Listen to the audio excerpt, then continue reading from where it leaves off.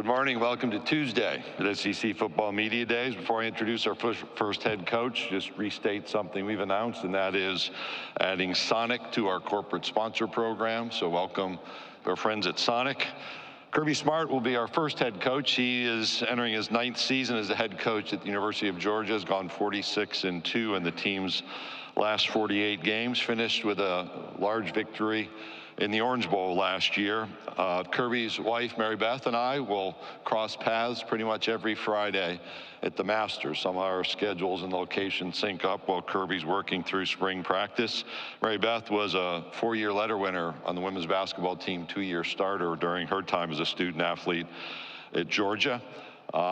If there is such a thing as free time in a head coach's life in the Southeastern Conference, Kirby spends it with his 3 children around basketball courts, tennis courts, baseball fields, cross-country events. And he and I were just comparing notes about upstate New York, where I grew up, because he spent a few days in Cooperstown around a baseball tournament a few weeks ago. Welcome to the stage, University of Georgia head football coach Kirby Smart.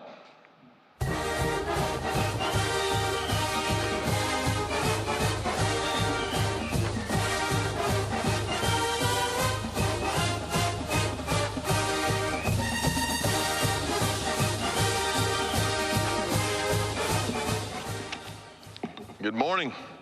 I appreciate you guys coming out. I do want it to be duly noted that I got in here without a credential today. So it's the first time I've gotten through that door there after the news I heard yesterday. Thanks, Greg. I really appreciate the leadership he provides for us. I've been very fortunate to have 9 years. I mean, that is just crazy to think about. This is my 9th one of these, and you know, Greg has done a tremendous job from every meeting I've ever been in, from every issue we've ever dealt with the ever-changing flow of college sports.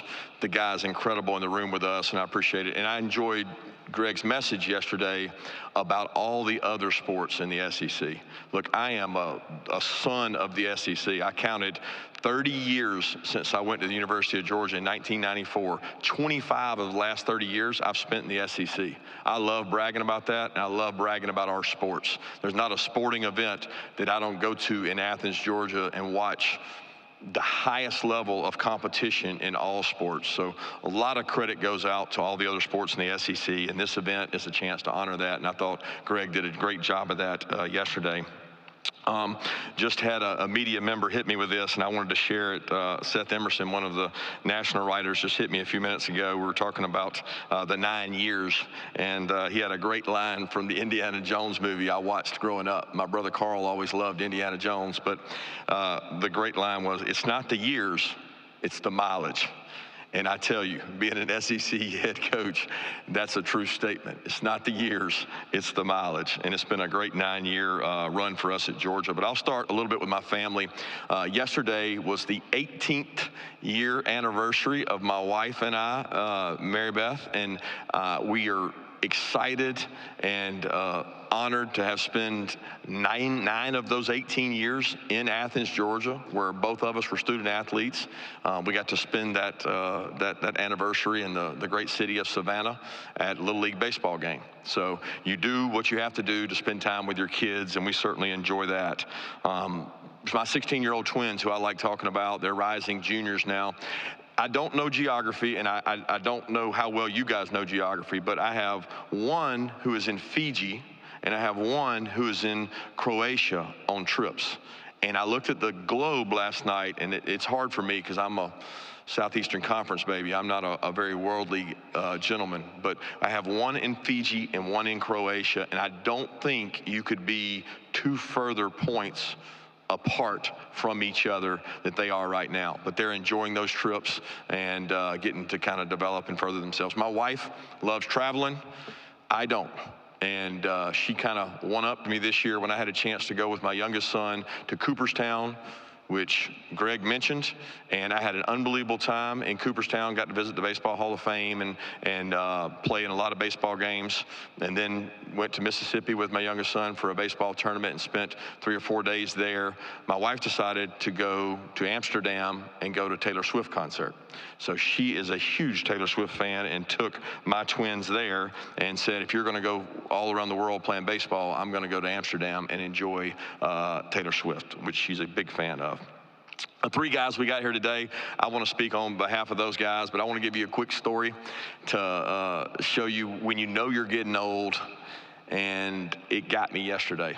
Not to pick on Coach Saban, because I got a lot of kind words to say about him coming up, but you know, I always thought that like, oh man, Coach, I thought I saw him as older when he was coaching, and I saw myself as younger, and now I'm looking at it like, man, I'm old. I'm riding in the car yesterday with Michael, Malachi, and Carson Beck. We're coming from the airport to the hotel, and I'm sharing conversation with Michael and Malachi. And of course, what's everybody talking about yesterday? What's all college football players talking about?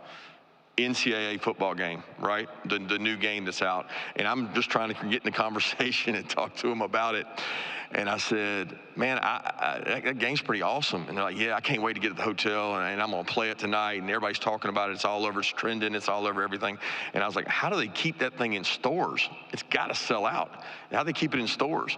And Michael and Malachi just fell out laughing. And they're like, Coach, they don't sell those things in stores anymore.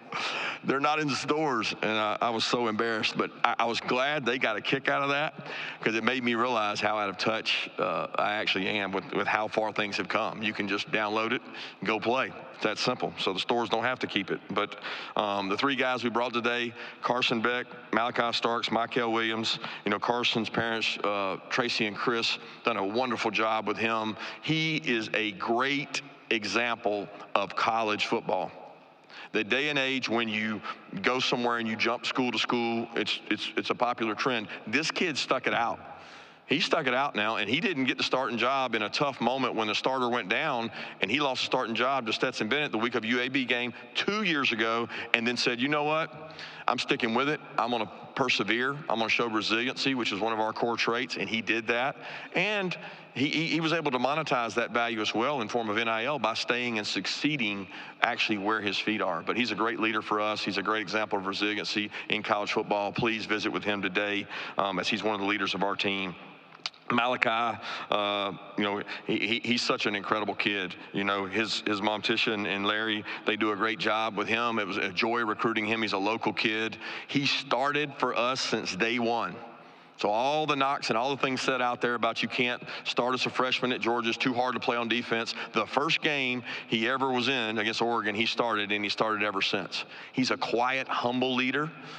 He's a very Christian young man, and he represents our university the right way. I'm really proud to have Malachi here today. And then Michael Williams, you know, his mom, Shamika, and John are both great people, and what a great job they've done with Michael. He's become very versatile for us in terms of what he does on the field, but there's no greater value than what he does in that locker room, because he works every day. He's physical. He enjoys practice.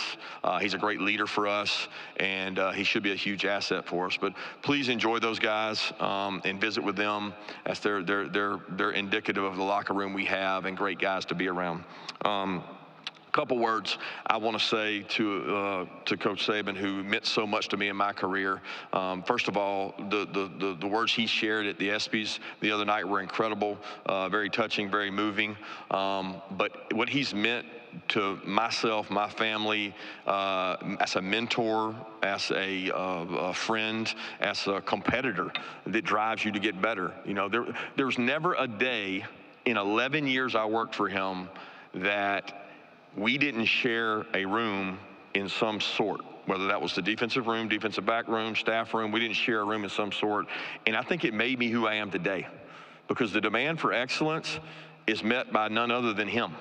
So that standard that he set for me, day in and day out, he met himself. And every coach that ever worked with him or for him will tell you that he does it all himself as well. He doesn't hold you to any different standard than he holds himself to. So a lot of the success I've had, I give credit to him and thanks. And I know he'll be critiquing me today, so I'm looking forward to that as well. But he has started responding to texts. And I told people the other day, I said, that's the first time ever, either somebody's got his phone or he's learned how to text. And that makes all of us in his little circle of friends proud, because we get to reach out to him. We're dealing with new challenges this year. We don't have a chip on our shoulder in terms of people trying to use that as motivation. I've never used a failure from the previous year as motivation, and I've never used the success of a previous year as motivation. We won't do that this year. That's not who we are. We want to recreate ourselves, to say, in the best light we can. And this team has been fun to coach. I tell people all the time, we had 15 really tough spring practices, and that includes the spring game. I probably would only trade one of those in and say, could I do it over? That we got a lot out of those. I enjoy being on the grass with this group. They're fun to be with, have a great locker room. They love each other, and they're working their butt off right now. We have 4 new coaches. That's a new challenge for us. I don't think we've had a situation where we had 4 new coaches. We got 4 new coaches coming in. I'm excited about the energy they brought, the buy-in they brought, learning our culture and how we do things at our place. Some have been with us before. Some have been similar places, but I'm really excited about the 4 new coaches we got, and being able to retain Coach Muschamp was incredible, because he's still an integral part of our program, and he's also going to be able to watch his son play for Clark at Vanderbilt. So I'm excited about that. You know, every offseason we do a study and we try to find something to look outside of football to kind of redefine ourselves and recenter, and it's great for me. You know, I really think it's good to study successful people, whether that's in the sports industry or whether that's in the business industry. And this year we took Nike, who I've had the great pleasure of meeting Phil Knight and his wonderful wife Penny, and I wish I could get some of that NIL money that he's sharing with Dan Lanning, but that's another note. But the study of Nike for us has been incredible. I didn't know some of the things about when Nike originated, and we took a week-by-week look in skull sessions, breakout sessions, as well as together, and studied kind of their model. And one of the first things we studied was the belief of assume nothing. And I think that's so important in football. Because when you assume something, or you assume you know someone, or you assume that you know somebody's name that you're in the room with, you can take things for granted. It's just like starting over from a previous year. Assume nothing. Assume nothing. Start from ground zero and build this team different than every other team. And Nike did that. Nike followed that. They assumed nothing. Where does a name come from? So if you assume that you know everybody's name, you may not know what that name means. We had each player get up in front of the team and say what their first and middle and last name and where that came from. I encourage you, if you've never done that exercise in an organization, do it. Because you learn more about somebody when you know what they got their name from, and what it stands for, and what it meant in their family, what it meant in their lineage. It's very important, and you get a lot of deep conversations to know somebody better, which when you're on the field with somebody, and you go to battle with somebody out on the field, you better be able to know what their reasoning is. And I really enjoyed that, and I enjoyed our study of Nike as we went through. So with that, I want to be able to be judgmental of you guys' time and answer any questions you have, so I'll open it up from there. Thank you. Thank you, Coach. If you have a question, please raise your hand. Seth, Diego, or Nolan will get a microphone to you. We do ask that you give your name and affiliation prior to your question. So if we'll start over here, right here on the front row to our left, Coach, in the very front row. Good morning, Coach. Michael Gittens with the War Report.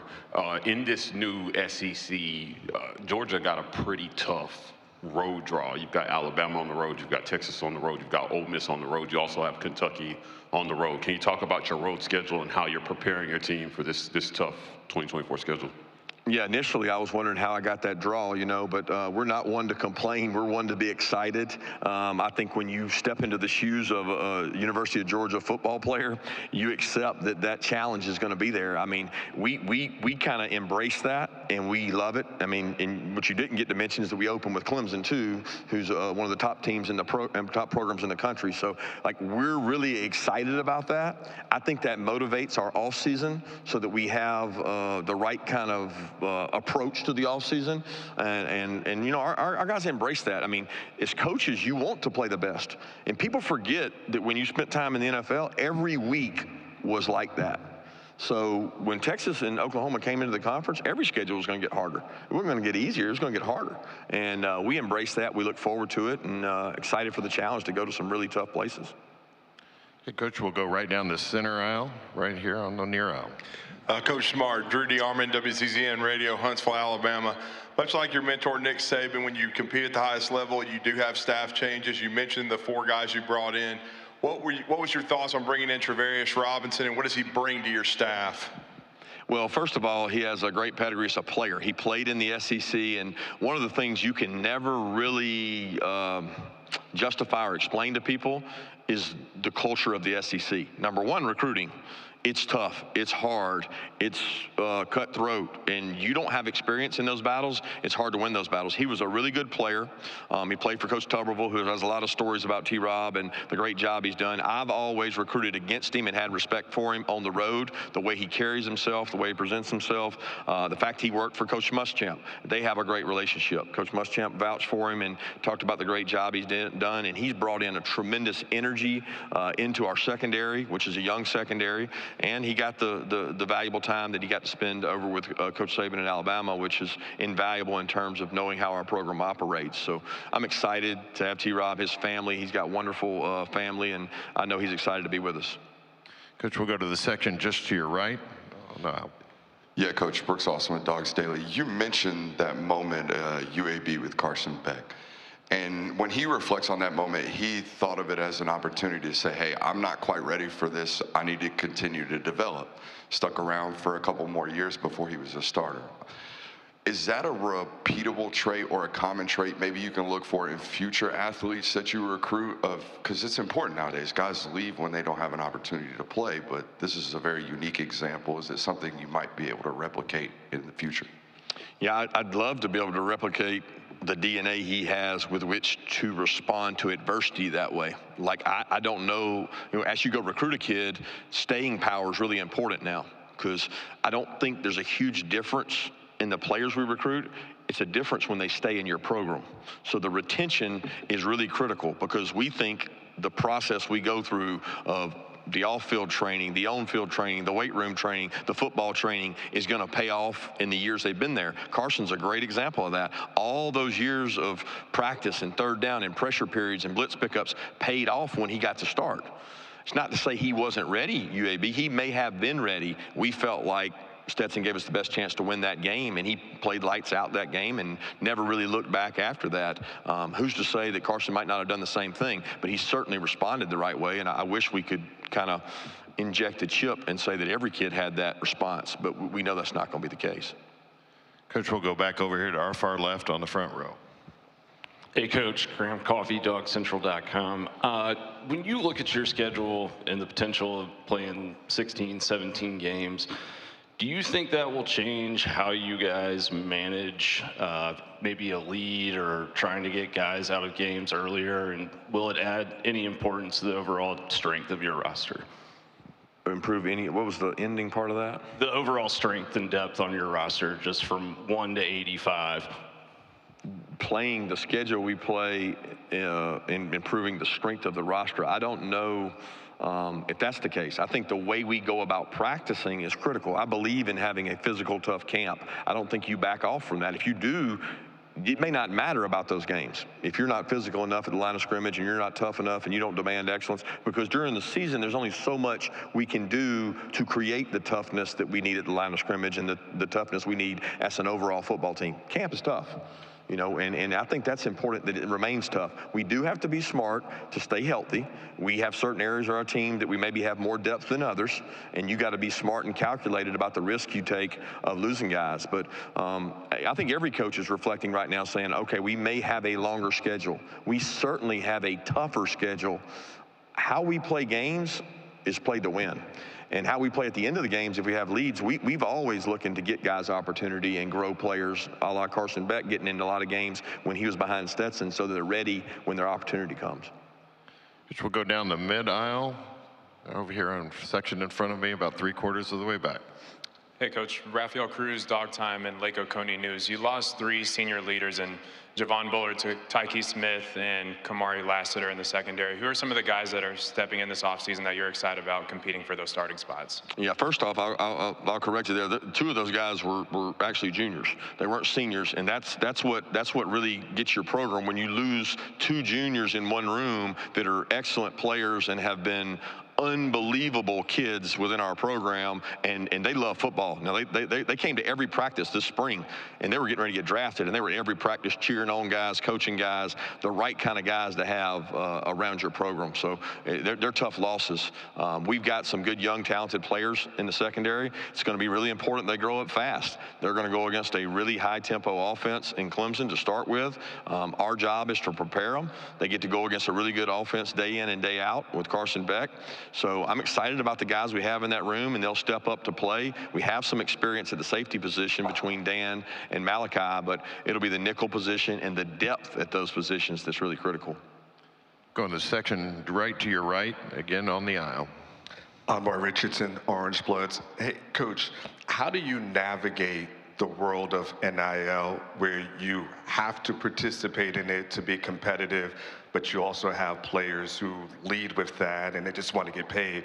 What are your conversations like with recruits and current players, and how do you navigate it all?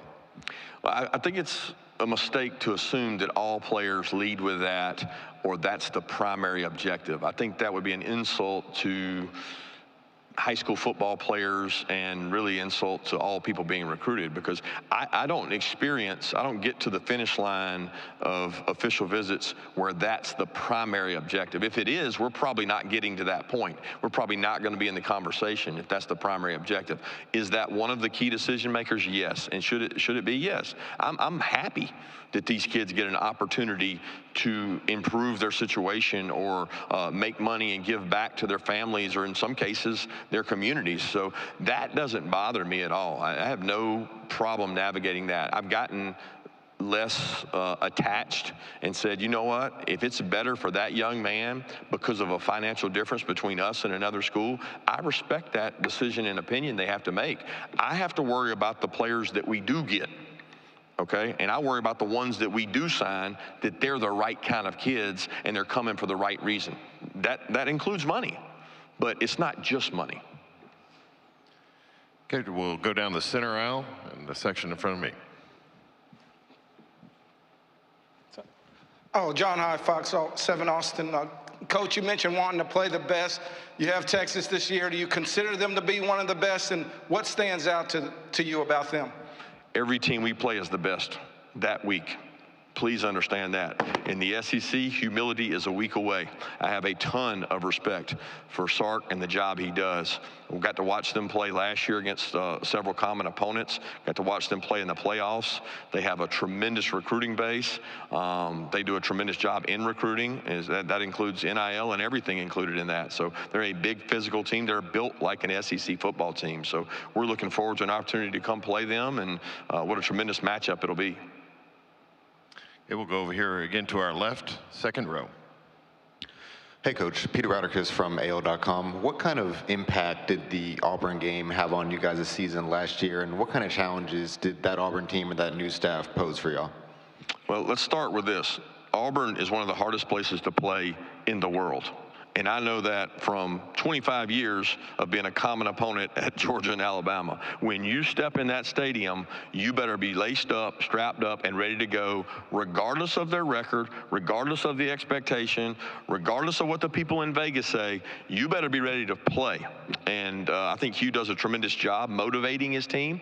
He does a tremendous job in the recruiting asset. And as he gets more and more of his players and his style of play in there, which he got some guys this year, they're going to be a force to be reckoned with. But that game helped give us confidence that we could play from behind. It also let us know that we're vulnerable in some areas, and we had to improve on those. So I enjoyed playing in that venue. I always have. It's one of the toughest places to go play.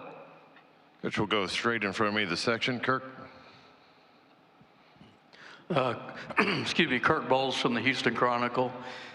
With the 12-team playoff coming up, do you worry about attrition, because two teams will play at least 17 games? And do you think maybe abolishing the conference championship game for all leagues would help the matter? You know, I'm not for doing that. I still find value in winning an SEC championship. The unique thing about the career that I've had in coaching, I've almost won as many SEC championships as national championships, and I've won 2 national championships when I didn't win SEC championships as a program. I mean, that's unique. I mean, it's not supposed to happen that way. So do I worry about attrition in terms of having more games? I worry about attrition having 4 teams. Okay, every coach worries about attrition, right? You have to do a good job of maintaining your roster, staying healthy, practicing the right way, being smart, and I think being a watchdog is part of my job. As I'm not a coordinator anymore, I want to watch the drills we do. I want to see how we practice. I want to make sure we can maintain health. It's hard to do in the SEC, but that's why you get an opportunity to recruit to 85 scholarships so that you have depth. Can you get your younger players ready faster than your opponent is a huge advantage. But no, I don't want to see the conference championship go away because I think it's one of the greatest venues in all of college sports, in all of sports. I mean, the games that we've played in Atlanta have been some of the best, most memorable games that I've ever been a part of. And to take that away, I think that there's going to be teams that look back on that SEC championship, and it's very meaningful. And I don't want to take away from that meaning. All right, we'll go here on our left along the aisle. Lawrence Holmes, 670 The Score, Chicago. Kirby, your defenses throughout your whole career have been incredibly innovative. I was wondering, with offenses evolving, do you react to them or do you want them to react to you? And where do you go for the inspiration? Do you go forward or do you go all the way back to the beginning of the game? That's a long question that I could spend a lot of time on, you know, and I learned a lot from the defensive guy in the back of the room back there that you're always adapting. You have to adjust to them, but you have to dictate to them as well. If you sit back nowadays and let offenses dictate to you, they can do enough things to drive down the field and be explosive and make big plays and score quickly that it can become frustrating. You have to have ways to create negative plays. I think every defensive coach would say that. But I do think looking forward and backwards is really important. You know, we have a relatively young defensive coordinator in Glenn Schumann who spends more time on Zooms. He loves talking football. He spends time with NFL coaches, high school coaches. Some of the best ideas we've ever gotten defensively came from great high school minds in the state that we were coaching in because they came up with really innovative ideas because they defend these offenses sometimes before we do. And I've always been enamored with that in-game adjustment of what we can give a kid or give a defense to help them against something they're doing. You're always reacting, but you do want to dictate at times too by the way you pressure and the things you do. We'll take one final question in the center aisle, about 3/4 of the way back. Coach Joe Gaither, BamaCentral.com. You've played a lot of great games against the University of Alabama in your time. How do you expect those matchups to change with Coach Kalen DeBoer in charge? I don't expect them to change. That's 2 great universities. I mean, you're talking about 2 teams that have been at the forefront of college football, and it's probably going to be that way for a long time. Both great universities, both committed. The commitment to excellence at both places is really high. The standard that Coach created there at Alabama and the standard we've created, those 2 are going to be matching up for a long time, and I think it's what's great about college athletics. Coach, thank you for your time this morning. Thank you, guys. Thanks, Kevin.